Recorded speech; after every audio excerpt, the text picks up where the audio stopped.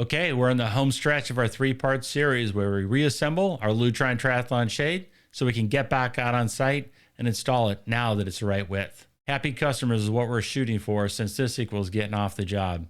Thanks again for watching. Please like and subscribe. We'll catch you on the next one. Cheers. Welcome to step 3. Now we're going to just take what we did of resizing the fabric, cutting our extrusions, and we're going to reassemble it, put it all back together here in our workroom. All right, so we're in the home stretch here. We're going to put this thing back together. We're going to put the triathlon shade, reassemble it. I know it's been kind of a little long video. We've slowed things down for you. Maybe still a little squeamish about pulling this apart and hitting it with a blade, but I'm positive you could do this. Just be very methodical. Think about everything, every step you're going through. 100% guarantee you can make this happen, right? So just kind of think about the mechanism. So all we're going to do is reverse the flow in the process. So let's put the hem bar back in. Okay, so we're going to slip the metal extrusion, it's our weight, and the hem bar part back in. So on this side is where the glue part was. So I'm going to actually come in from the other way where there's no glue kind of sticking on us. I made sure that I pulled off as much as the residue from the glue off, so it's not grabbing the fabric as it goes back in, but just kind of line this guy up. We'll find our open little envelope here and get it started.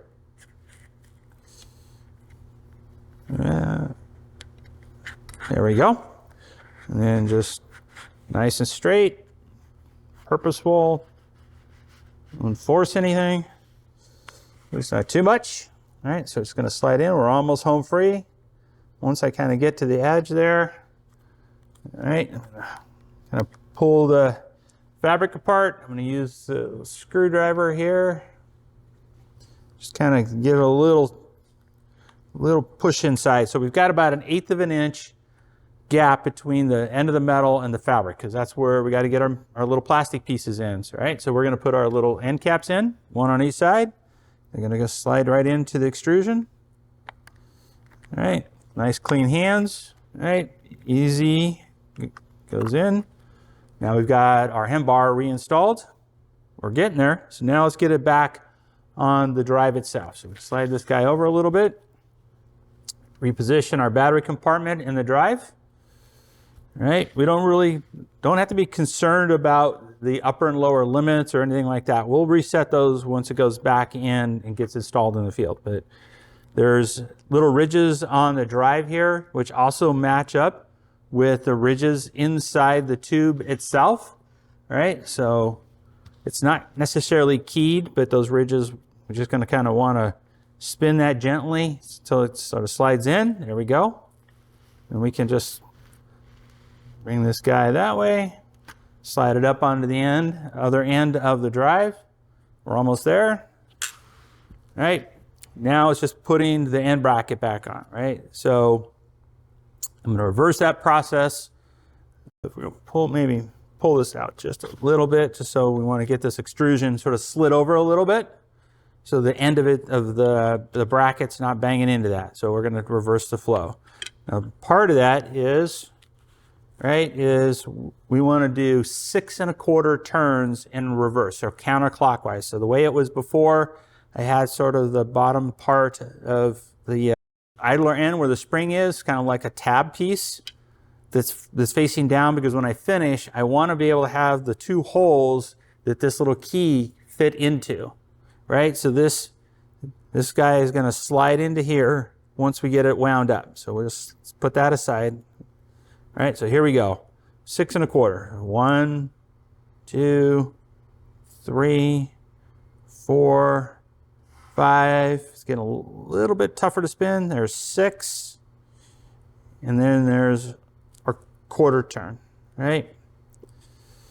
So I'm going to rotate the tube and everything so it stays that way. This is where it gets to be a little bit of a science experiment, but now you can see, get my fingers out of the way. We've got our piece here where it's going to clip in. It's going to hold that spring in place. Just kind of bring it in as a small angle. All right. Now it can be a little tough trying to do all this at once, but kind of at an angle. All right, so now as long as I hold this all together, it's holding the spring. I got my metal clip in there. And now, if I had a friend with me, but I'll pull this off myself, I'm sure. I'm going to take that small Phillips head screw and just keep spinning it until it catches the threaded part of that metal clip. All right, and now just give it a little torque and it's on. Now we can let it go. It's not going to spin or do anything crazy on us. Okay, so we're going to match up the triangle parts of the extrusion with the little triangle piece that's inside here. So it's going to take the battery compartment. I'm going to spin this guy around. And there we go. All right, so it's a little bit of kind of aligning here. We'll get it. There we go. So it's slid in the extrusion. It's going to kind of take the drive and get it to kind of pulled out a little bit. That's okay. So get the drive to go back in now. There we go. Still kind of on both ends. All right, and all I'm going to do is sort of sandwich it together. Piece of cake, right? So now this is together, clean surface. I know I keep refreshing that idea in your head, but it's important, right? So now it's just putting this last sort of screw back in that's going to hold all that together. So here on the end, maybe a little bit harder to get in because we cut the piece off that was already threaded, but we're just going to have to. Yep, this is where our T15 torque comes in, right? So just going to take this guy.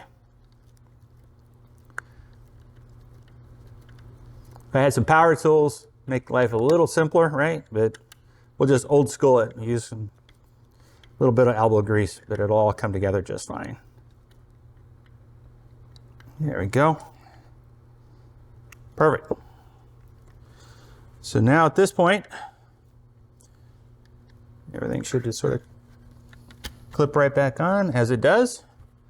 And there we go. We've successfully disassembled, resized, and reassembled the Triathlon shade. Now it's ready to hit back in the field and reinstalled. Thanks for taking a look at this video. Have any questions or concerns, you're always welcome to reach out to somebody on the team. But good measuring and good luck on your future projects. Okay, I'm positive you could do this. So just be detailed, organized, measure 3 times, cut once. But you can see this was not overly complicated, just a process you got to follow. But we successfully measured down from 37 to 35 inches, cut it all down, cut our extrusions, and reassembled. And now we have a fully working shade in the measurement we need to go inside our window. So our installers will be happy to get out in the field and they'll be able to get the customer's job complete. Hopefully this training video has been helpful to you. If you have any questions, you can always feel free to reach out to one of us and we're happy to help. Thank you again, and we'll see you on the next video.